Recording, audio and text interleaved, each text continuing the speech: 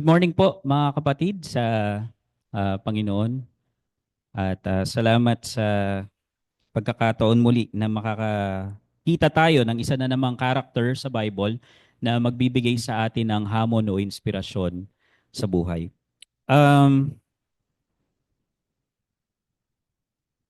Kapag nasa gitna po kayo ng problema, paano nyo po ito hinaharap? Yan, parang ganyan. Pag nasa harapan nyo po ang kalaban, ano ang gagawin nyo? Tatakbuhan?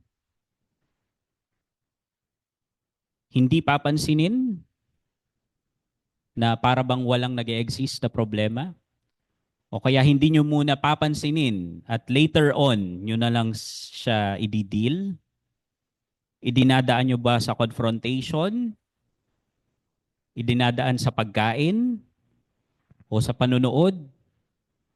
No? Sa anong paraan nyo po hinaharap yung mga hamon sa buhay, yung mga problema?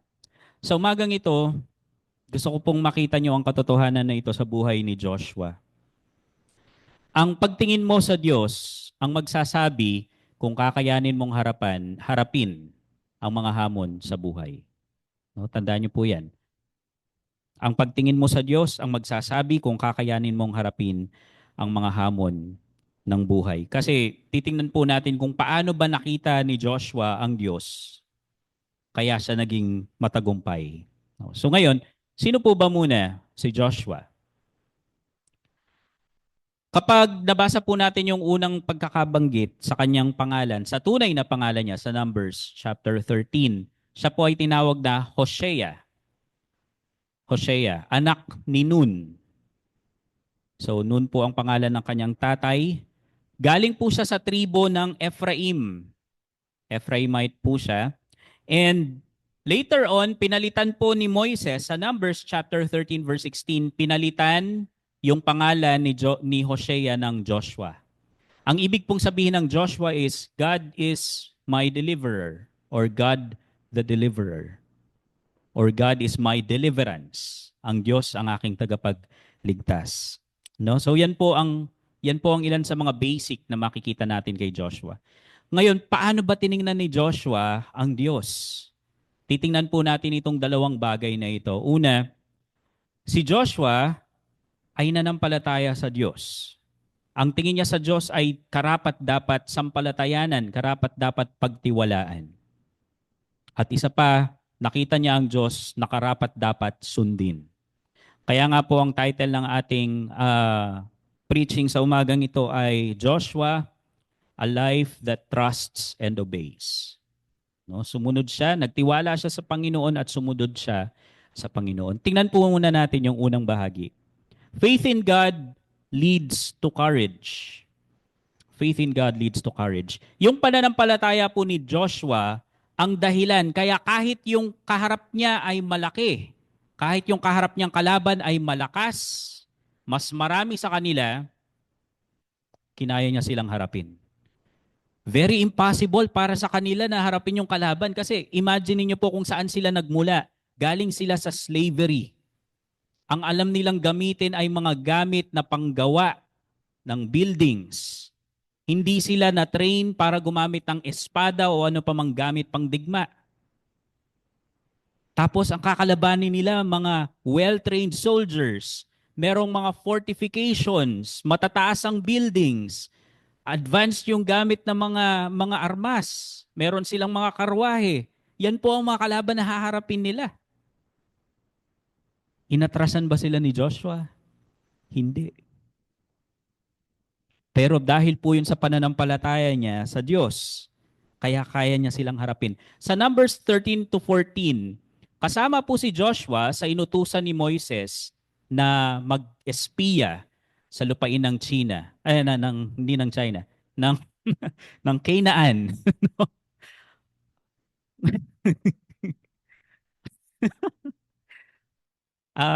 Canaan, yung pinagpuntahan ng mga 12 spies. At kasama po siya dyan, ayan po siya, yung panglima. From the tribe of Ephraim, Hosea, son of Nun. Tapos, nung nandun na sila, nakita po nila ang ilang mga bagay. Lahat yung 12 na yon, nakita po itong unang dalawang ito. Una, Nakita po nila yung goal nila. Ano yung goal nila? Yung promised land, yung pinangako ng Diyos na lupain. Ang sabi po sa Numbers 13 verse 27, babasahin ko po sa inyo. Numbers 13:27, sinabi nila kay Moises, pumunta kami sa lugar na pinapuntahan mo sa amin. Maganda at masaganang lupain iyon. Sa katunayan, heto ang prutas. Ano po yung itsura ng dala nilang prutas? Ayan, isang cluster ng grapes. Kailangang buhati ng 2 tao. Pumunta po kayo sa mga bayan o kahit sa mga ibang commercial markets ngayon. Ano po ang itsura ng isang cluster ng grapes? Maliit lang. Kaya mo nang ilagay sa plastic. Dito, kailangan 2 tao ang magbubuhat. Ganyan po kataba. Ganyan ka-prosperous yung lupain na pinangako ng Diyos sa kanila. Yan po ang patunay. Kumuha sila ng cluster ng grapes. Isa lang po yan ha, isang cluster pa lang yan ng grapes. Imagine niyo pa yung harvest ng grapes doon sa lugar na pinag-espiyahan nila. So nakita nila kung gaano kaganda yung goal nila. Pero nakita din nila ito. Nakita nila yung obstacles sa goal nila. Ano yung obstacle na yun? Sa verse 28 ng Numbers 13, ang sabi, pero makapangyarihan ang mga taong nakatira roon. Malalakas yung mga citizens nila. At malalaki ang kanilang mga lungsod at napapalibutan ng mga pader. So imagine niyo po yan ha, fortified cities. Yung lugar ng mga kalaban nila. Sila walang pader-pader, puro tent yung ine-establish nila. Wala silang defense. Itong mga kalaban nila, malakas ang defense, malalakas yung mga nakatira, tapos meron pang isang malakas. Nakita pa namin ang mga angkan ni Anak. Pag pinag-aralan niyo po ito, yung mga angkan ni Anak na tinutukoy dito ay mga higante. Tapos, dinescribe pa nila yung sarili nila na para silang grasshopper sa harap ng mga higanting yun. Para silang mga tipaklong. No? Siguro naman, nakakita na po kayo ng mga tipaklong, di ba? Yung iba siguro sa inyo, nilagay pa sa bote. Tapos pinilay-pilay. No, pero imagine niyo po kung gaano kaliit ang tipaklong kumpara sa inyo. Ganun po ang pagtingin nila sa sarili nila sa harapan ng mga higante na yon. So ganyan kalaki, ganyan kalalakas yung obstacles nila. Maganda yung goal nila. Pero parang napakahirap maabot yung goal. Parang pangarap na lang na hindi maaabot. Nakita nila yung goal nila, nakita nila yung obstacles nila, pero out of 12 spies, 2 lang po ang nakakita kung sino ang kasama nila. Si Joshua at saka si Caleb lang ang nakita na kasama nila ang Diyos. Nawala ito sa paningin ng 10 ibang spies. Sila lang po ang nakakita na ang Diyos ay nasa panig nila. Hindi nga lang po nila basta-basta alay ang Diyos eh. Diba? Kapag kaalyado mo, pwede ka pang ilaglag niyan basta-basta. Ang Diyos na ito, hindi lang nila alay. Ito ang Diyos na pinaglilingkuran nila. So yan po ang hindi nakita nung 10 iba pa. Nakita po ni Joshua yung obstacle dun sa goal nila. Hindi niya dinideny na nag-e-exist yung problem. Alam niyang malalakas yung kalaban. Alam niyang matibay yung depensa nila. Alam niyang matatapang yung mga nakatira doon. Pero kilala din ni Joshua kung sino yung Diyos na pinaglilingkuran niya. Kilala ni Joshua yung Diyos na kasama nila. Bakit? Saan po ba sila nanggaling? Gaya nung sinabi ko kanina. Diba? Galing sila sa Egypt. At ano po ang Egypt nung time na yon? Ang Egypt lang naman ang pinakamakapangyarihang kaharian nung time nila. Niligtas sila ng Diyos mula sa Egypt, sa pinakamakapangyarihang kaharian nung time na yon. Tapos, sa paraan pa na hindi gumamit ang Diyos ng kahit isang sundalong marunong gumamit ng espada. Walang ginamit na sundalo kahit isa ang Diyos para iligtas sila sa lupain ng Egypt. Wala. Sino itong mga kaharap nila ngayon? Sino itong mga nakatira sa Kinaan? Ni hindi mo sila maikukumpara sa kaharian ng Egypt pagdating sa military strength. Tapos ngayon pa na meron na silang mga sundalo? Ngayon pa na meron ng mga sundalong pwedeng gamitin ng Diyos? Ngayon pa sila matatakot?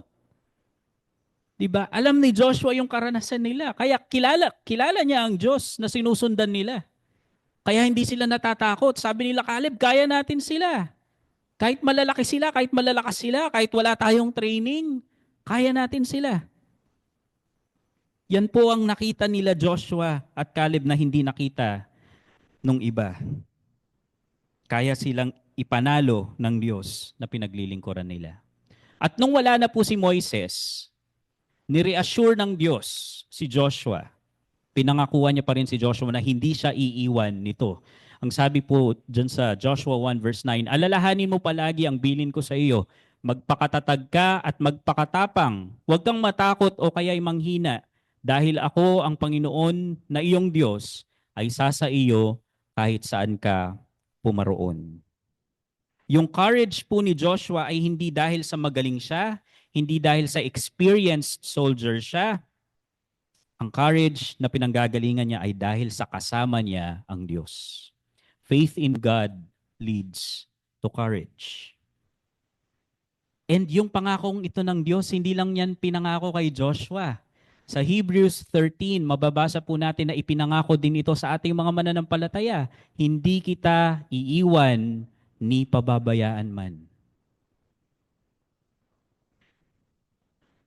Kaya mga kapatid, sa mga may pinagdadaanan na sa tingin nyo, hindi nyo kakayanin yung pinagdadaanan nyo sa buhay ngayon, sana maging malaking encouragement ito sa inyo. Ang Diyos na nagligtas sa atin ay nangako sa atin na hindi niya tayo iiwan ni pababayaan man. And since nasa Hebrews na rin po tayo, ano po ang sinabi sa Hebrews tungkol sa faith? Faith in God leads to courage. Ano ba ang faith? Ang sabi po sa Hebrews 11 verse 1, ang pananampalataya ay katiyakan na matatanggap natin ang mga bagay na inaasahan natin at ito ay ang pagiging sigurado sa mga bagay na hindi natin nakikita. Confidence, assurance, yan po ang epekto ng faith sa atin. Kung may faith tayo sa Diyos, may confidence tayong harapin kahit yung mga bagay na hindi natin naiintindihan, kahit yung mga bagay na hindi pa natin nakikita. Meron tayong assurance. Kaya naman dahil sa faith, sabi sa Hebrews 11 verse 30, dahil sa pananampalataya, gumuho ang mga pader ng Jericho matapos itong ikutan ng mga Israelita sa loob ng 7 araw. Si Joshua po ang nangunguna sa kanila sa mga time na yan. Nang paligiran nila yung Jericho. So ang basihan po dapat ng lakas ng loob natin, ang basihan dapat ng tapang natin, kaya natin kinakayang harapin ang mga hamon ng buhay, ay dahil sa relasyon natin sa Diyos. Dahil may pananampalataya tayo sa Kanya. Hindi po dahil sa kakayanan natin, hindi dahil sa maganda yung kalagayan natin sa buhay. No, the more kasi, the more na nagfo-focus ka sa maling bagay, the more na lumalaki yun at hindi mo napapansin ang Diyos. Saan po nag-focus yung mga 10 kasamang espiya nila Joshua? Yes, maganda yung lugar pero na-focus sila dun sa obstacle. At dahil dun sa obstacle, pinanghinaan na sila ng loob at sabi nila, hindi natin kakayanin. Sana bumalik na lang tayo sa Egypt. No? Ganun na naman yung litanya ng mga Israelita. Kapag nag-focus ka sa sarili mo, ano ang nangyayari? Minsan yayabang ka. Minsan, panghihinaan ka ng loob kasi makikita mo mas magaling sa iyo yung isang tao. Kapag nag-focus ka sa sarili mo. Pag nag-focus ka naman sa paligid mo, lalo na yung problema sa paligid mo, mas lumalaki siya. Diba? Pansinin niyo po yung isang tao na okay ang itsura pero may nunal sa muka. Kahit anong gawin mo minsan, nafo-focus ka talaga dun sa nunal. Diba? Kahit nag-uusap kayo sa mata at sana titingin, mamaya bababa na papunta dun sa nunal. Nafo-focus ka dun sa isang bagay, tapos hindi mo na nakikita yung bigger picture. Ganito din po sa problema eh. Minsan nafo-focus tayo dun sa problema na hinaharap natin sa buhay. Problema sa pera, problema sa mga relasyon, problema sa trabaho, problema sa bahay. At hindi na natin nakikita yung Diyos na kayang gumabay sa atin palabas sa mga problema na yun. Kasi nagfo-focus tayo dun sa maling focus. Kapag nasa gitna po tayo ng problema, huwag po tayong tumingin, huwag tayong mag-focus sa sarili natin, huwag tayong mag-focus sa paligid natin, mag-focus tayo sa Panginoon. No? Sabihin po natin, Lord, malaki po itong problema na to. Mahirap siya, Panginoon. Pero kayo po, mas malaki kayo kaysa sa problemang ito. Mas makapangyarihan kayo, Panginoon, kahit anong bigat pa nitong problema na to. Lord, wala po akong strength para i-deal itong problem na to. Lord, wala po akong wisdom para i-solve itong problem na ito na pinagdadaanan ko. Pero kayo, infinite po ang source ng wisdom nyo at strength nyo. Kailangan ko po yung wisdom and strength nyo, Lord. No, ganun po sana natin harapin ang buhay. Faith in God leads to courage. Yung faith natin dapat nasa Diyos, hindi sa sarili natin. So yan po ang una. Ikalawa, obedience to God leads to victory. Nakita ni Joshua na ang Diyos ay dapat sampalatayanan at ito ang nagbigay ng courage sa kanya. Nakita din ni Joshua na itong Diyos na ito ay dapat sundin, nakarapat dapat sundin. At nung sinunod niya ang Diyos, naging matagumpay siya. Yung pagsunod po ni Joshua sa Diyos, ang susi ng mga tagumpay niya. Yun ang susi ng mga tagumpay niya. Inutusan siya na labanan yung mga Amalekites sa Exodus 17. Ginawa niya. Inutusan siya na sakupin ng Jericho, na sakupin ng Ai. Binigyan siya ng mga instruction. Ginawa niya. Yan po si Joshua. Sa Exodus 17 na nabanggit ko kanina, mababasa po natin dito, yan po yung pakikipaglaban ni Joshua sa mga Amalekites. Sa Exodus 17 nyo po makikita yan. Pag tiningnan nyo po yung Exodus 17 verse 13, sinasabi doon na si Joshua yung lumupig sa mga Amalekita. Pero pag binasa nyo po yung earlier verses, ang pagkapanalo nila Joshua laban sa Amalekites ay hindi nakadepende sa galing niya sa pakikipaglaban. Hindi nakadepende sa strategies niya. Hindi nakadepende sa military power or military wisdom ni Joshua. Saan nakadepende? Sa Diyos. Sinabihan ng Diyos si Moises na pumunta siya sa mataas na lugar. Dala yung tungkod ng Diyos. At kapag hanggat nakataas yung tungkod na yon, mananalo yung mga Israelita. Pero kapag binabayo ni Moises, matatalo sila. At ganun nga po ang nangyari. Every time na binababa ni Moises yung tungkod niya, yung staff of God, sabi dun sa Exodus 17, pag binababa niya yung tungkod ng Diyos, natatalo sila. Kaya kahit ano pong galing ni Joshua doon sa gitna ng labanan na yon, kapag nakababa yung tungkod ng Diyos, talo sila. Kaya hindi po yun nakadepende. Yung pagkapanalo ni Joshua dun sa battlefield na yun, hindi yun nakadepende sa galing niya sa pakikipaggera. Nakadepende yun sa Diyos. Ang laban na yun ay laban ng Diyos, hindi laban ni Joshua. Tapos, ano pa po yung mga nangyari? Nung nasa promised land na sila, Jericho, yung mga nag-aral sa VBS or Sunday School. Dun sa promised land, nasa labas sila Joshua. Ano po ang ginagawa ng mga generals, ng mga strategists pagdating sa gera? Nandun po sila sa tent nila, nagpaplano, paano tayo aatake? Sino ang dapat unang sumugod? Gaano karami ang ipapadala natin?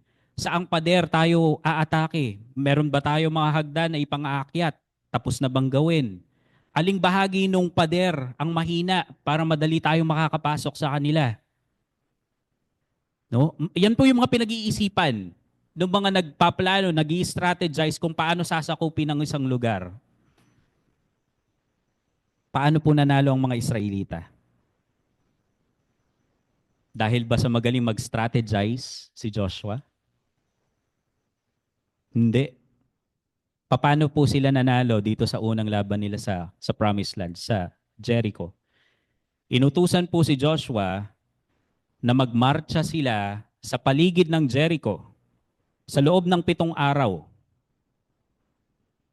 Tapos sa huling araw, sisigaw sila, yung mga may hawak ng trompeta, patutunugin nila yan. Sino pong makakaisip na general ng ganyang strategy? Kahit si Joshua, hindi niya po yan naisip. Hindi po yan naisip ni Joshua. Tingnan niyo, basahin niyo po yung Bible. Yung mga ginawa dito, sinasabi ng mga iba, ng mga military analysts, na napakagaling mag-strategize ni Joshua, napakagaling niyang commander. Hindi. Hindi po siya ang nagplano nito. Diyos po ang nagplano nito. Kahit yung sa pag-atake nila sa Ai, hindi po yun strategy ni Joshua. Kung hindi siya sinabihan ng Diyos na mag-set ng ambush sa likod ng Ai, hindi niya po yun maiisip. Hindi magaling na military strategy si Joshua. Meron siyang kasamang Diyos na nagbibigay ng victory sa kanila. At sinusunod niya yung instruction ng Diyos na yun. Yan po ang susi ng tagumpay nila Joshua. Ang kailangan niyang gawin para maging victorious sila ay sumunod dun sa instruction ng Diyos. Gaano po karaming blessings ang namimiss natin? Gaano karaming victories ang nakakalagpas sa atin, natatalo tayo instead na manalo? Kasi sa tingin natin, tayo ang dapat umisip, tayo ang dapat dumiskarte ng solusyon. Iniisip kasi natin, ako dapat mag-isip ng sagot dito. Akong dapat dumiskarte ng paraan para ma-overcome ko to. May sinabi ang Diyos kung paano mo dapat i-overcome yon. Kung may sinabi na po ang Diyos kung paano natin i-deal ang isang problema o ang isang kalaban sa buhay, sundin po natin yung instruction na yun. Huwag po tayong maghanap ng iba pang alternatives kung meron na siyang sinabi na malinaw na utos sa scriptures. Kung susunod po tayo sa Diyos, if you follow God, victory will follow. If you follow God, victory will follow. Pero kung hindi tayo susunod, anong kasunod ng disobedience? Failure. Failure. Kaya naman po ang dami nating makikitang churches na mahihina kasi mahina sa prayer. Dapat bang mag-pray ang isang church? Yes, dapat mag-pray. Pero hindi yon ginagawa ng churches. Mahina sa scriptures. Kaya napakadaling naliligaw ng mga false teachers or false prophets. Maraming believers ang mahina kasi pinapabayaan ang pagtitipon. Hindi alam kung paano isolve ang conflict. Kasi hindi alam kung anong sinabi ng Diyos tungkol sa pag-solve ng conflict. Hindi alam kung paano isosolve ang financial problems. Kasi hindi alam kung anong sinasabi ng Diyos tungkol sa financial problems o tamang paghawak sa finances. Hindi alam kung paano isosolve yung marital problems, marriage life. Kasi hindi alam kung anong sinabi ng Diyos tungkol dun sa pag-aasawa. Hindi alam kung paano mag-disciple o mag-share ng gospel kasi hindi alam ang sinasabi ng Diyos kung paano mag-disciple o mag-share ng gospel. Ang mga failures po natin ay dahil sa hindi natin pagsunod sa sinasabi ng Diyos. Ang sabi po sa Joshua 1 verse 7 to 8, basta't magpakatatag ka lang at magpakatapang, sundin mong mabuti ang lahat ng kautusan na ibinigay sa iyo ng lingkod kong si Moises. Huwag mo itong kalilimutan para magtagumpay ka sa lahat ng ginagawa mo. Huwag mong kalimutang basahin ang aklat ng kautusan. Pagbulay-bulayan mo ito araw at gabi para malaman mo kung paano mo matutupad nang mabuti ang lahat ng nakasulat dito. Kung gagawin mo ito, uunlad ka at magtatagumpay. Pansinin niyo po yung mga salitang ginamit dyan. Maging maingat sa pagsunod sa kautusan. Paano po ba yun magagawa? Paano tayo magiging maingat sa pagsunod sa kautusan? Sabi po dun sa verse 8, do not let it depart from your mouth, meditate on it day and night. Pagbulayan.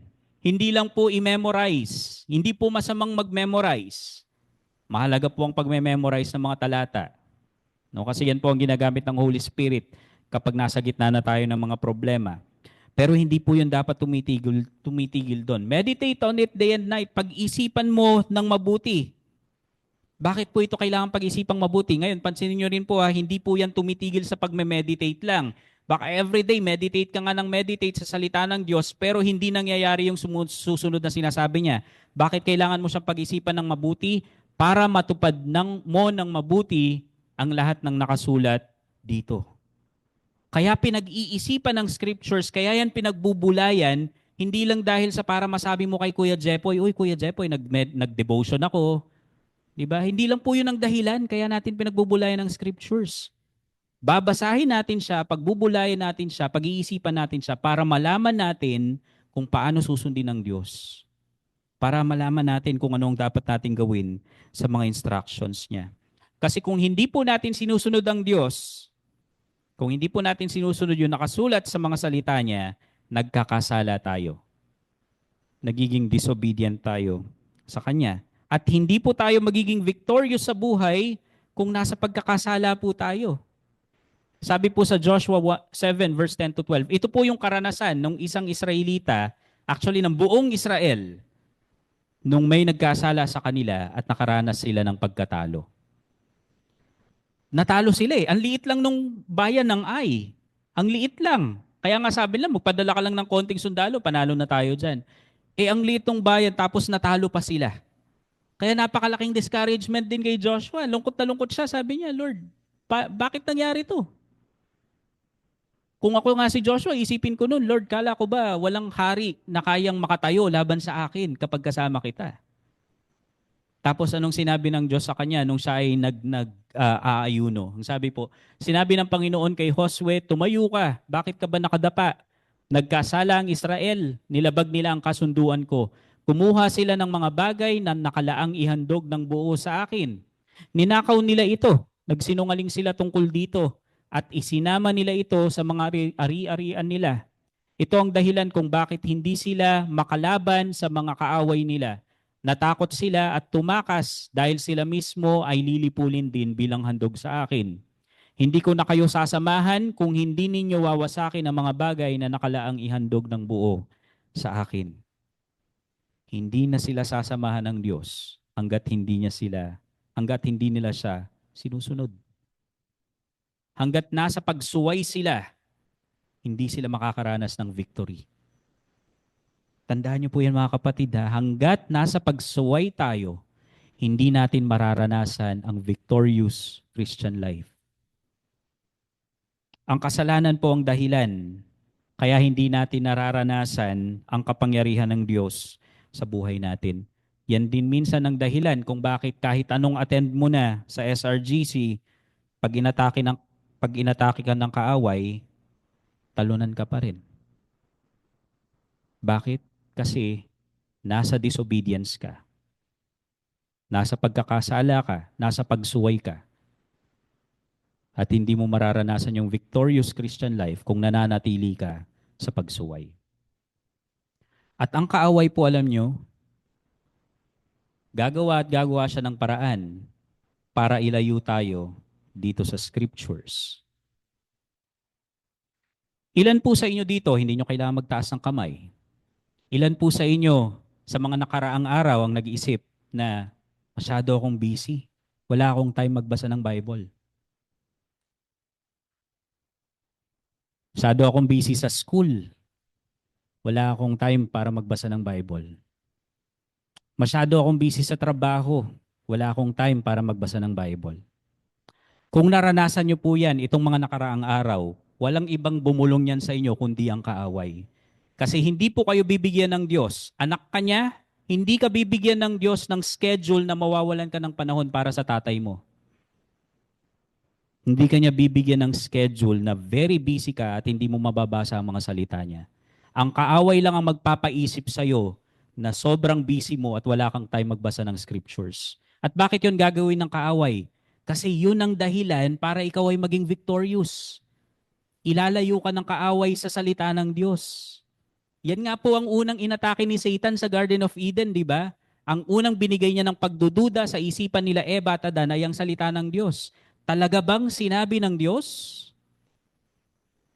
At hanggang ngayon sa panahon natin, yan ang ginagawa ng kaaway. Hanggat maaari, gagawa siya ng paraan para hindi mo mabasa ang scriptures, para hindi mo ito pagbulayan, para hindi ka maging aware sa kung ano ang inutos ng Diyos, para hindi mo yun masunod.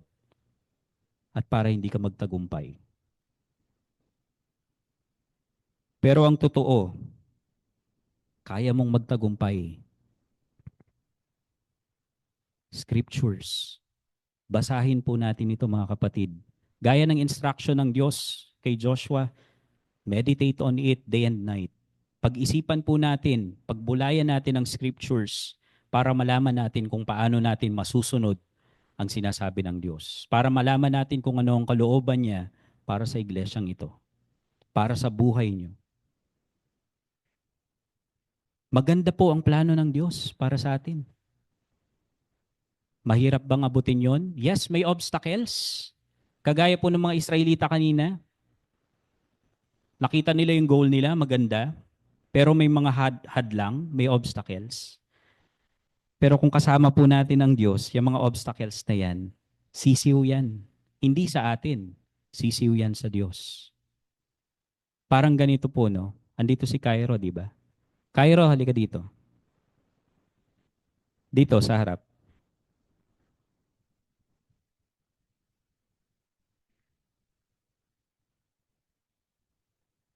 Saan yung kamay mo na may pilay? Ito. O, sige, dito tayo. Doon ka sa kabila. Kami po ay magpupunong braso. Ang gamit ni Cairo ay yung na-surgery niya na kamay. Diba? Ito yon, yung okay. Kakayanin mo ba ako? Hindi daw. O, sige, try mo.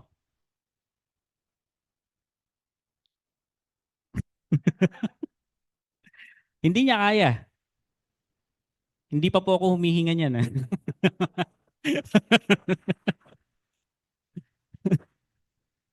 Hindi kaya ni Cairo na labanan ako sa sarili niya. Pero kung tutulungan siya, kayang-kaya niya yon. Kuya Jepoy, halika nga dito. Kuya Froy, halika din dito. Kuya JL, halika dito.